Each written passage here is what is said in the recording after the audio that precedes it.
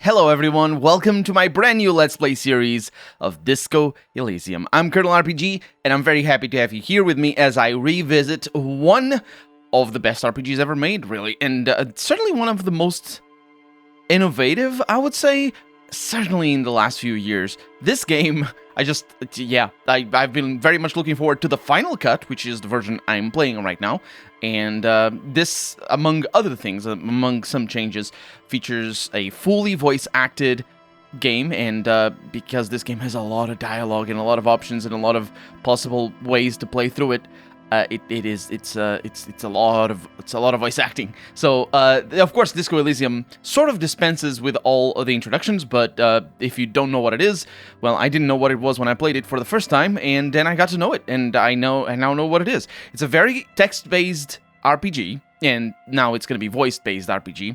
It's got a very interesting character system. It has a unique setting. And what we're looking at right now is Ravachol. I don't actually remember how they pronounce it, and I'm pretty sure they're going to pronounce it differently depending on the characters and all that sort of stuff. But let's go on in. I am going to be playing... I'm probably going to lean Libertarian, or whatever the name is that they give it in this setting.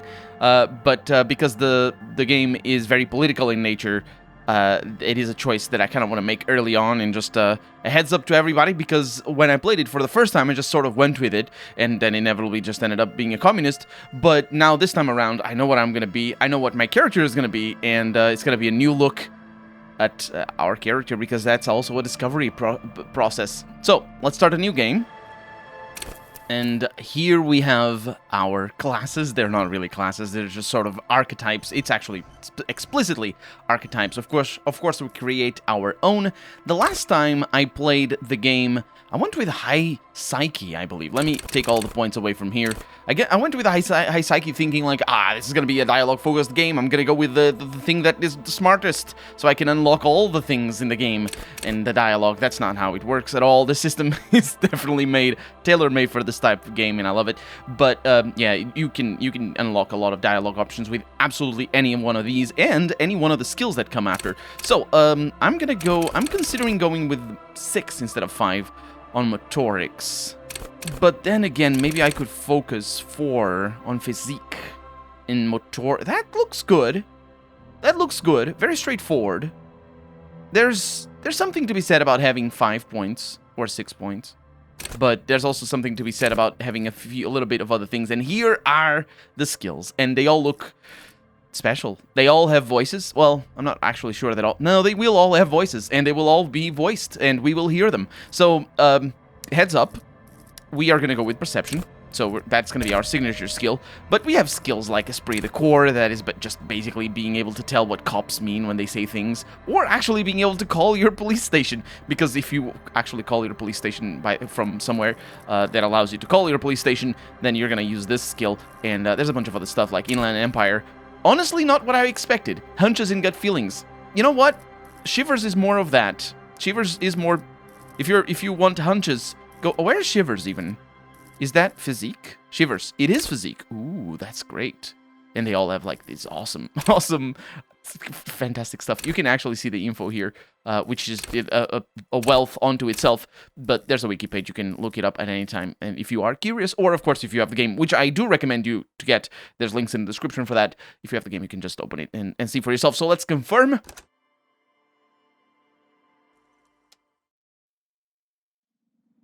The Furies are at home in the mirror. It is their address. Even the clearest water, if deep enough, can drown.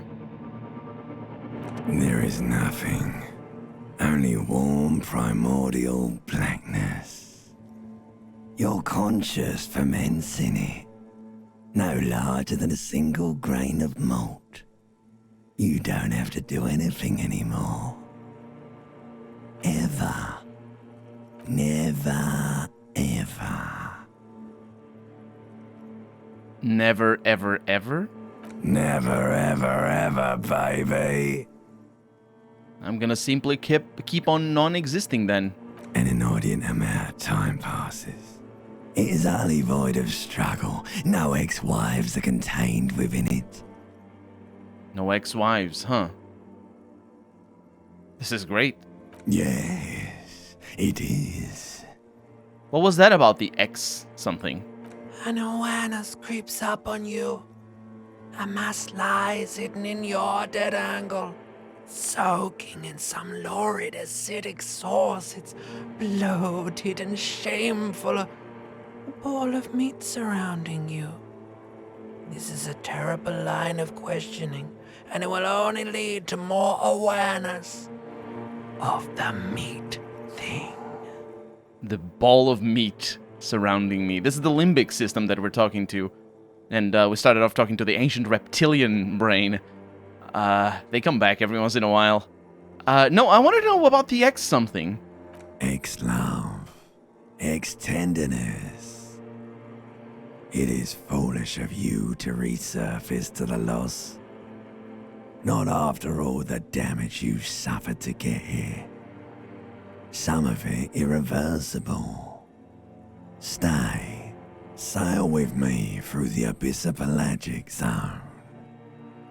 No, I want to get off now. I like pain and burning light and wanting things from people who don't want to give them to me. Do you really? Don't be naive, of course not. I want to sail the inky blackness until forever ends. Alright, nothing down to fuck all, Borough. Let's visit the ancient Zero Home. Great choice, Elder One. It has always been like this, and it always will.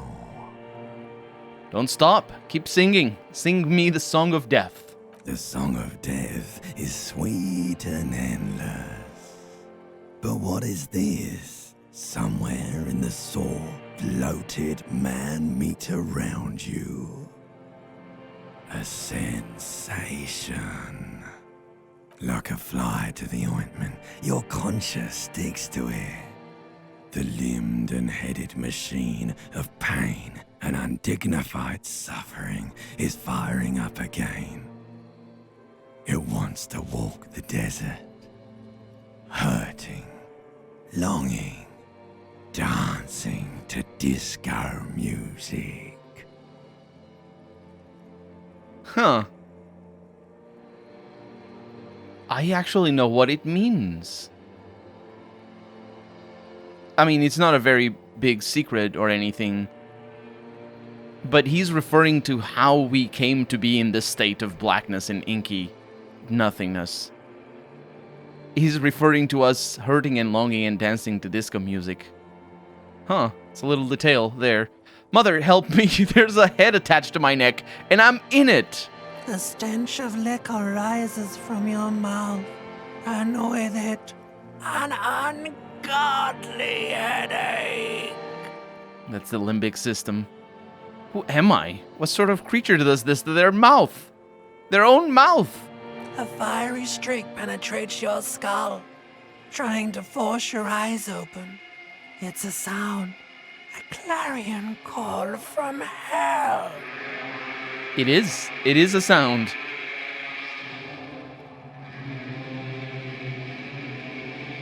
It is the worst sound. Open your eyes.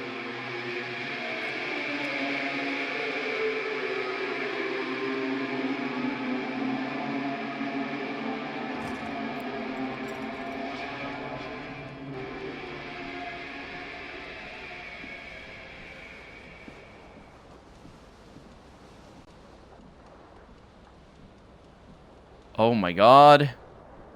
It has been a while since I saw the beginning of the game. So quick heads up. Tab allows you to highlight items and interactable things. And I believe if you go into I later on, we have these things on here, but not right now. Right now we only have the skills. We have a level up right away. That's really handy. I'll also give you some tips on how to play the game a little bit better than I did when I played the game for the first time, because now I know how to do things, and this is us. That is our face. Let's put some pants on, I suppose. Our flare-cut trousers. One thing... Oh, pay attention to these things. You hear a jingle. Keys are clinking in the pocket of your flare-cut pants. I'm gonna fish them out. It says, whirling in rags, on the aluminium key ring. There is a single key on the ring. The number 1 is etched on it. It should open the door. Good. Do we have access to the inventory? We do. So one thing you're going to want to be on the lookout for is these descriptions. Some of them are just mundane, but a lot of them are really cool and really funny, especially because inventory in general, or items, I should say, give you stats and give you specific skill bonuses. And these golden brown trousers are flare cut. Normal bell-bottom trousers would be boot cut, but these are far from normal. They are someone's piss-soaked, cum-stained party pants. And that's us. We get -1 for savoir-faire, because they're tight around the thighs, and +1 to electrochemistry, because they are tight around the crotch, as you do. And now we have pants. We look fantastic. So yeah, you're going to want to pay attention all the time to the little thing that shows up over there, because it shows up a lot. What is this sound? It's a window over here. There's a magazine there as well. The window stands broken in its frame. Cold wind blows in. I'm going to look out first. The morning light hurts your eyes. It's hazy, but you see the ocean and some war-torn buildings. So did you see the time passing there? Well, basically, time doesn't pass under normal circumstances. It only really passes if you're in dialogue. And when you make a choice, depending on what type of choice it is, and depending on not just on what type, but what choice it is, it will pass different amounts. So looking out takes a little bit of time. Thinking about something might take a little bit more. Just saying, hey, what's up? That doesn't take time at all. It's a little bit confusing because the game doesn't actually tell you outright. And I never read anything that amounts to a manual for this, although I'm pretty sure it might exist in a PDF form or something. But let's assess the damage. And one thing you're going to want to do, for example, right now, we have Visual Calculus 2. And because this is a very easy check, it's still, even with only 2 points, it's a 58% chance to succeed. It says, actually, it's not a very easy check. It's an easy check. There are very easy checks, but this one is not it. That's actually trivial. There's a bunch of difficulties, but this one is not too bad. You will want to do it unless it isn't a white check. And what does that mean? Well, basically, the square around the prop, or the dialogue option, is white, the background itself. Well, that means that you can try it again later on. And the game actually says that this is a white check, you can retry it. So you want to do these as often as possible, and you'll get to understand why that happens. So even if you think you're going to fail, just give it a try. You never know. What do you mean, assess the damage? How would you do that? What are you even trying to do? It's now locked. And the way it gets... Oh, by the way, this is the voice of Visual Calculus. I didn't say that from the beginning. Actually, we didn't know that from the beginning. That's interesting. So it's actually... Man, the game was originally called No Truce with the Furies, and they changed it because they didn't want to confuse people and think that it's about fighting furries. So yeah, so I think like I always thought that they really toned down your interaction with the Furies, but it makes total sense that the narrator itself, like Broken Window itself, you're not talking to the Broken Window, you're talking to one of your Furies, and the relevant Fury in particular. And actually, probably it always shows over there. And I just never paid attention. I always thought we were just, talking to ourselves, or the narrator was saying things to me. So what happens now? What happens is that we can retry that again once we get a +1. So I don't know what happened over here, but we're going to figure it out when I get a +1 to calculus. Or other things happen. And we're going to get to that point in good time. This magnum-sized bottle of Commodore Red is empty. Commodore Red, huh? My god, I'm still holding my head. We have ourselves over here an empty cassette. Why? Oh, this happened because now we know what checks we can still make. This is actually pretty important. The map itself will show up eventually. We'll actually go to it and as soon as I can, because I know the game now and I can fast track certain items. But right now we have an empty cassette. There used to be a tape in this case, but it was destroyed in a fit of rage. Something about the Etenieres single smallest church in Saint-Saëns must have rubbed someone the wrong way. The label says the song was recorded in 43. That's good. It's 43. We don't know what year it is right now, and we have a shoe over there. Yes, we do. The left shoe, a green. What is it called? Oh, it goes automatically over here. Green shoe. This green crocodile leather shoe has a high heel and chrome embellishments. It fits your left foot perfectly. Now, all that remains is to find the other shoe.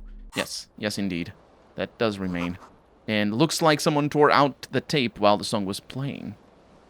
That someone probably was us, and you can see the tape all on the floor. This reel-to-reel tape player is still on. Rolling empty. Can you disable that? Because, I mean, he probably is not going to break it. Oh my god. We're really, really hurting. I don't remember it being like this, that we were so drunk right at the beginning. Or headache, I suppose. Now I have a jacket. Looks like someone skinned this blazer off some long-extinct disco animal. It has an enigmatic white rectangle on the back and the right sleeve. And that's actually important. Rectangles are the logo. And we're going to see what that is. And it gives us +1 esprit de corps. Halogen watermarks. And I believe that is indeed what the rectangles are. And that's the esprit de corps. That anytime we have that... Ooh. Anytime we have that, we have a +1. Words fail to describe how rank it smells in here. They should have sent a poet to describe it better. Oh my god, what is that? Is that a shirt? That is a shirt. It's a white satin shirt with extra conceptualization and minus... Suggestion? Yeah, suggestion. This white satin shirt used to be fancy. It used to really catch the light. Now it smells like someone took a piss in the armpits. And we got a +1 to conceptualization because a real statement to wear it, and a -1 because unsavory odor. A -1 to suggestion. Suggestion, I believe, is trying to impress people. Charm men and women. Play the puppet master. Suggestion urges a soft power approach. If people think they want what you want, you've already won. And we have a maximum of 2 points that we can put in there, and we're going to want to use that wisely. You see bottles in the bathtub. Wine, beer, and sweet liqueurs. And we have a mirror hangs above a bent and broken sink. In a fierce discharge of masculine energy, someone has ripped half the faucet off. Hot water sprays from the base, and steam covers the mirror. You cannot see yourself, just the outline of a man. Suddenly, you realize you have no memory of the face that awaits you there, underneath the soft vapor. Really? Nothing? Really? All recollection of the person you are, the people in your life, and even the world you're in has drowned in a sea of blood alcohol. This was no mere night of drinking. It was a deluge of world-ending proportions. Well, let's wipe the mirror. As you slowly reach your hand towards the surface of the mirror. Abort. You clearly have not thought this through. You won't like what you see there, and you will never unbecome it. And that is our inland empire. Before, I don't know who we were talking to. You won't like what you see there, and you will never unbecome it. Because we might be. I don't know. Maybe I should touch it first. Make sure there's nothing wrong with my face. Yeah, there is definitely something wrong with it. What? What's wrong? Where to even begin? There is the bloatedness, then the swollenness. It's like there's an upholstery of alcohol underneath your skin. I'm sorry, nose, and I'm gonna touch it. Bet you are. Your nose feels like a small balloon in the middle of your face. It hurts when you honk it. Don't honk your nose! It doesn't appear to be a particularly tiny nose either.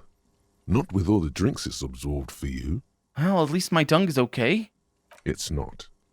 It's swollen and snail-like, wriggling between your fingers. I'm gonna wipe the mirror now. Behold. It is I. You have no idea who this thing is, do you? Of course I do. It's, is it some kind of superstar? I think I'm a superstar. It appears you're also dead. There's clearly rigor mortis on your face. Oh wait, is that an expression? Are you trying to make an expression with that face? Why? Because I think it might be because I'm a superstar. Please stop. It's horrible. You're scaring yourself. Okay. Oh my God. You can't stop. It's like it's not even voluntary anymore. You have worn that grin into your face and now it won't come off. What does it even mean? What is the emotion you're trying to convey? I'm insinuating that I'm vaguely sympathetic. think I'm sort of pulling it off too, in a sad has-been kind of way. There's some charm to it. There might have been 10 years ago. It's little more than a cadaverous spasm now. Cadaverous spasm. Don't be that depressing. So we have 2 ways of doing this, which is better than what I can say about it before, because I think I chose a different line, and now we can have an encyclopedia check and dig deep into your mind to locate the source of the expression. And we can also attempt to stop the expression from happening. That's a 3% chance to succeed because it's an impossible check. And I think once I do this, I might get a +1 on my roll over here, which is going to make it a little bit easier. So let me show you. Let's first attempt to stop the expression. It's too late. Like an image on film. The expression belongs to your primary motor cortex. It would take a minor neurological miracle for you to cease producing it. Let's dig into my mind to locate the source of the expression. I probably won't succeed at this, but I might. Like the rest of you, it comes from a bad place somewhere in the past. That's all you know for now. It comes from a bad place. I don't remember where it comes from, so I can't even spoil it for you if I wanted to, which I'm not gonna spoil the game for anybody. I'm just gonna enjoy it as a second playthrough, but still. What I was gonna say though, in terms of mechanics, is that if I had succeeded at that and I had gotten a +1 over here, I would be able to retry that now with a +1. So that's a better way of doing those things instead of getting the +1 before. And also we get the failure dialogue, which is always fun. Or not always, but sometimes it is fun. Let the mirror be for now. We're gonna come back later. What about this door? Just doesn't open, does it? Well, did I look at my shirt? I did. I remember. I'm still holding my head. This fan has 2 chain pull switches. One ends in a tiny fan, the other in a light bulb. A truly horrific necktie has somehow attached itself to one of the blades. I can grab the tie. Let's pull on the fan first, though. The blades come squeaking to a halt. It should be easier to reach the tie now. It hopefully will be, although I just did something that I shouldn't have done, which I should have tried before, because that 92 can still fail. I'm gonna grab the tie, though. You swoop up and catch the tie. Snap. It's released from the blade. I almost failed it, actually. 1 fewer point, and I would have lost. It was a, my total of 10, yeah. It was a rolled a DC 10, and I rolled a 10. So, really lucky. What you have in your hand is a truly hideous necktie, with 4 or 5 different patterns. The knot reminds you of a noose. Does it? Well, I'm gonna pull on the light bulb. Because of course I have to. A terrible mistake. Turn the lights off immediately. You can practically feel the photons burning a hole in your brain. It's just a little hangover-induced photosensitivity. Don't overreact. That's our pain threshold there, talking. You know what? I might not actually die with this. I'm gonna say bring it on. Little black spots dance on your retinas. It's almost pleasurable. I don't know why those would happen. Disease. Probably. But we succeeded. We didn't die from turning a light on. And I did not know I could have done that. So now we have more checks over here. We're not going to mess with them. We haven't seen the non-white checks, which are red. I think that's basically it. But we have seen our tie. And the tie is adorned with a garish pattern. It's disturbingly vivid. Somehow you feel as if it would be wrong to ever take it off. It's your friend now. You will betray it if you change it for some boring scarf. And it adds to our Inland Empire because of the vivid imagination. And I don't know what to say about that. But it looks like to be... I don't know what that is over there, but it is a thing. Okay, let's get out. That's on the other side. My god, my head. Let's just do a quick save here. Because I can press F5.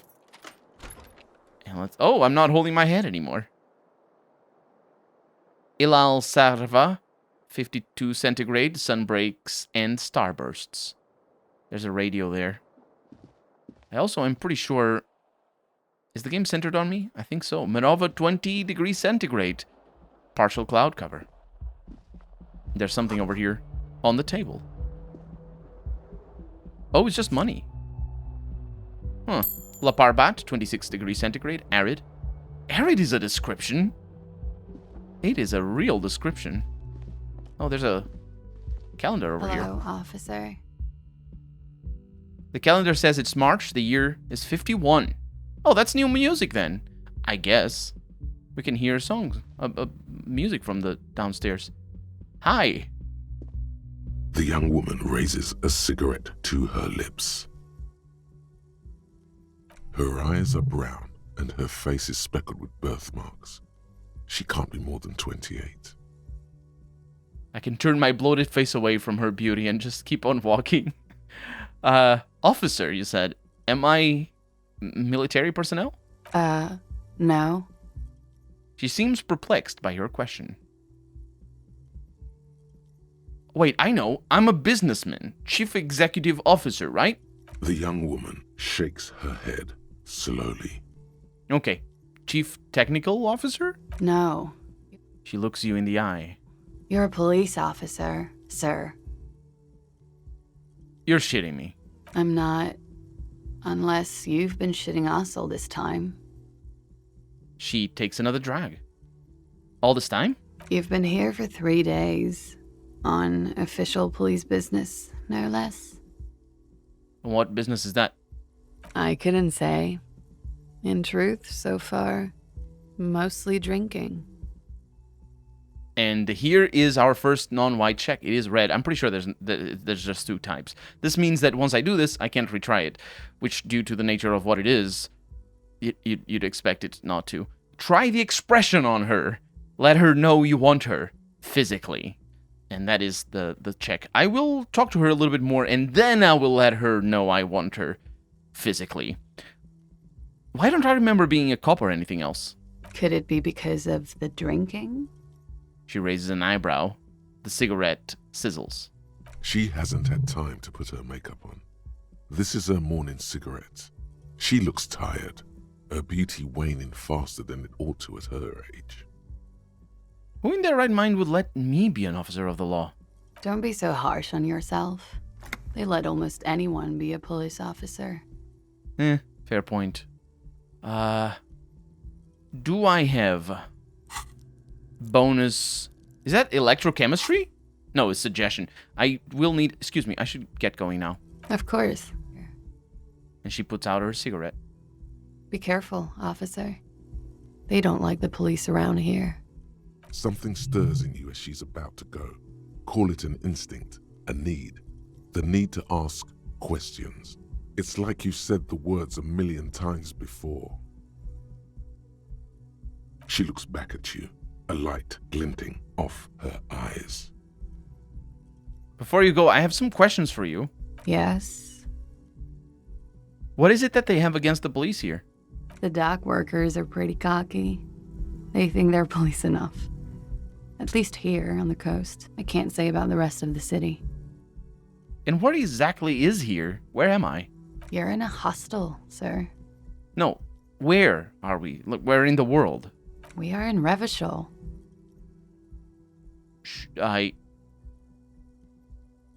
Should that mean something to me? You sure look like you're from Revachol.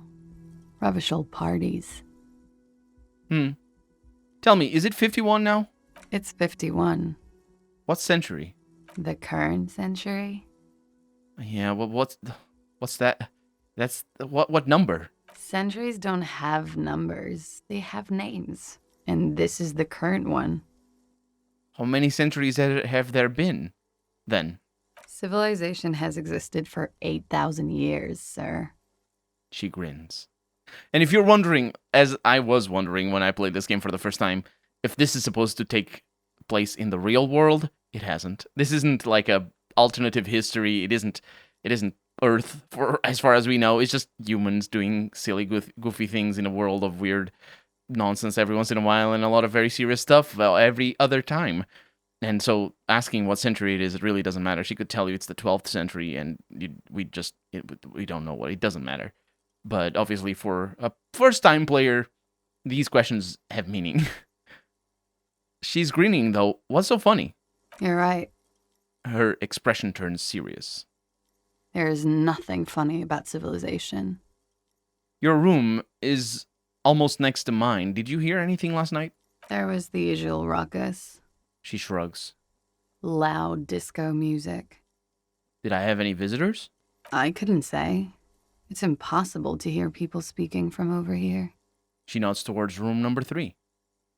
Loud music. Loud disco music. Oh, yes. Various artists. Ostentatious orchestration prime among them.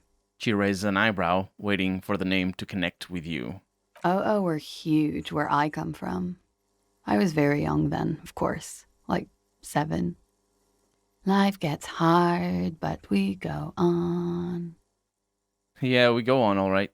I don't know about that. At around 2 o'clock, the disco stopped, and there was a change of pace. What happened? A slow, sad song started playing, like organ music on repeat. That went on for quite a while. Some of the time, you were yelling along to it. Was I singing this? And I'm going to show her the empty case of the smallest church in St. Saints. Yes, there was a church in there. A really small church. Like the smallest, saddest church in the whole world. It was about that. And also... What else? that it doesn't matter anymore and that we're alone now. It was difficult to tell. The song itself was very quiet and soft, but you sounded like a winded boar, sir. It was hard to understand what you were singing on top of it. When you say wounded, do you mean that in a cool way, like a wild beast? Yes. It was very cool. Then what happened? Then you started screaming and trashed the place.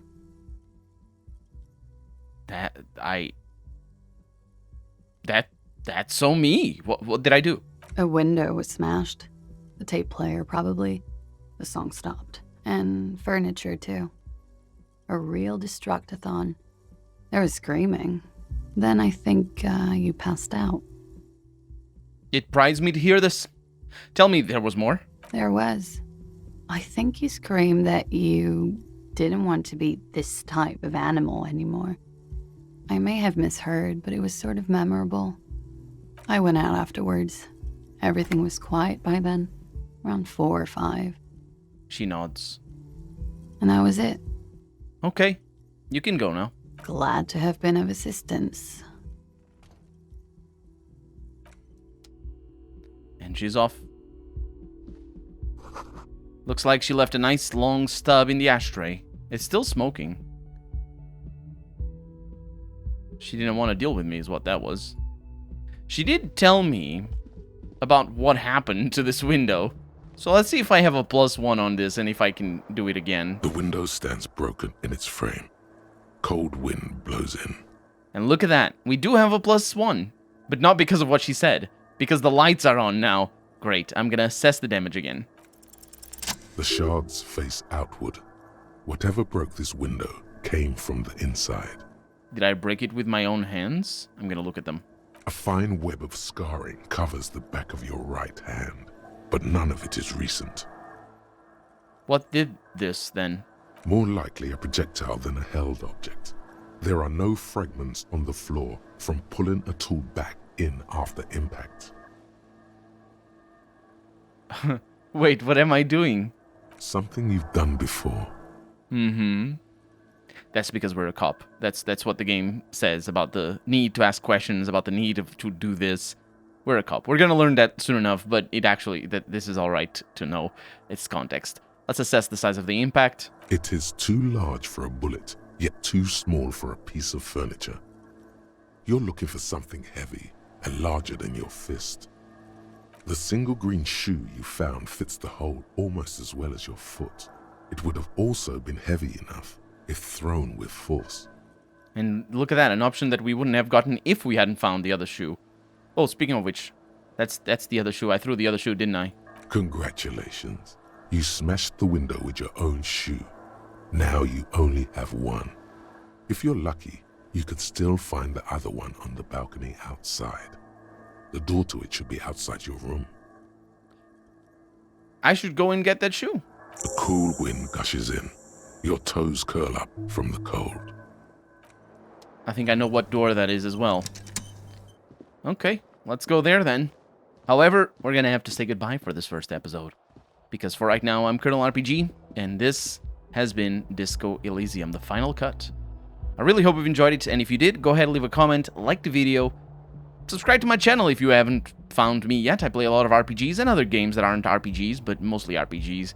And I finish all of my Let's Plays, so obviously if you're watching this a long time in the future, welcome, and thank you. And the Let's Play is probably done. Although if it isn't, you're just going to have to stick around.